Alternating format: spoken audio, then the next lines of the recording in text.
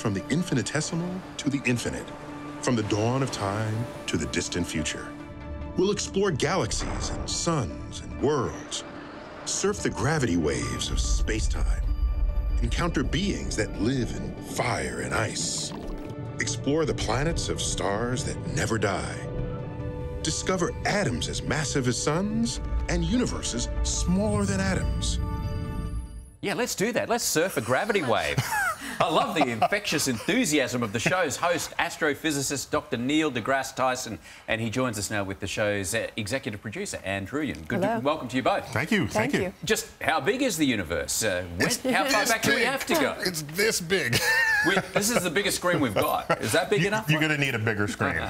Well, you know, the whole idea of cosmos is that our knowledge of the universe is so small that even the universe we perceive, which is vast, may just be a tiny bubble in an ocean of multiverses. So that's part of the magic and the uplift of the series. What I like about the way you portray the cosmos for us is that you take some very complex things that we still probably don't understand, but you break it down into everyday language that we can relate to and get a sense of what it is that physicists are doing when they explore our cosmos. Well, I think a show at its best, and I think Cosmos has actually achieved this on many levels, is, yes, you want the words to stir your inner curiosities and imagination, but when you combine that with stunning visualizations, you can be influenced on many levels, and a music track that you can surf the music through the visuals as you listen. All of these forces operate on your love for the cosmos. And it's hard to know what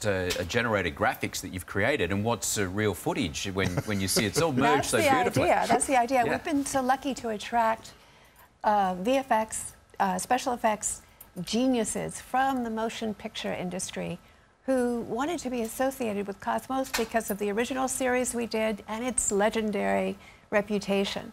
So I feel like we've combined the adventure and drama of life with this great information. And take us back, Neil, before star stuff became this fabulous human shape that we have now. How did it all start? I mean, this is the ultimate question. If you look at all the data, all the data we've ever obtained on the universe points to a singular beginning at the beginning, which we call the Big Bang.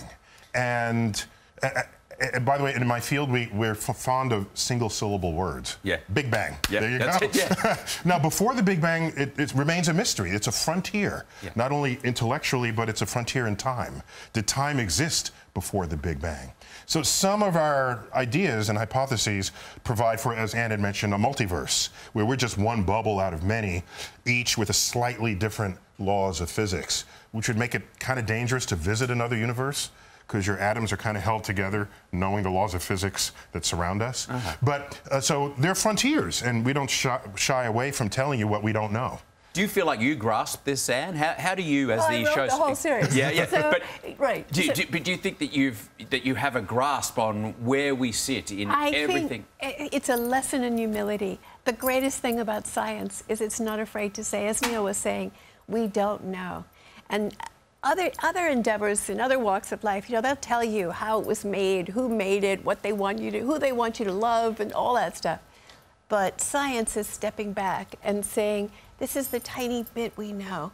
Cosmos is the story of how we got that information, the heroes of knowledge who gave us that information, their personal dramas. So it's a trip across the universe of space and time. And so many people have watched this now. You're creating. Oh, this is Jupiter's red spot, by the way. Oh, is it? Oh, yeah. As we pass by Jupiter on an ascent out of the solar system into the edge of the universe. You must be creating such a fertile new field of little imaginations that are wanting to follow you guys through the cosmos. That's our dream. Yeah. Well, that's as a minimum, but there's a lot of there's a lot of adults, I think, who could benefit from a cosmic perspective as well. What can we learn, Neil? Well, adults in charge who wield power and resources to understand what our place is in the universe and how fragile Earth is in this context. That cosmic perspective can change you in fundamental and important ways, making, as a minimum, all of us perhaps better shepherds of our civilization and of the world. Well, like I said earlier, it's just an overwhelming experience to watch. It's so beautiful,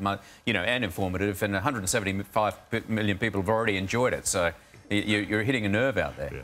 Yes, I think it's something like 750 million people have seen the original series. Yeah. No one has yet to see the new series, but you'll be seeing it on March 16th. All right, well, that's right. That's Cosmos, A Space-Time Odyssey. It premieres on the 16th of March at 7:30 on the National Geographic Channel. And it's a pleasure to speak to you both and to share all this vision with you. It's marvelous. Thank you so much. Maybe billions and billions of people will end up watching it. In parallel universes. Yes, that's right. Can you sell rights in those universes?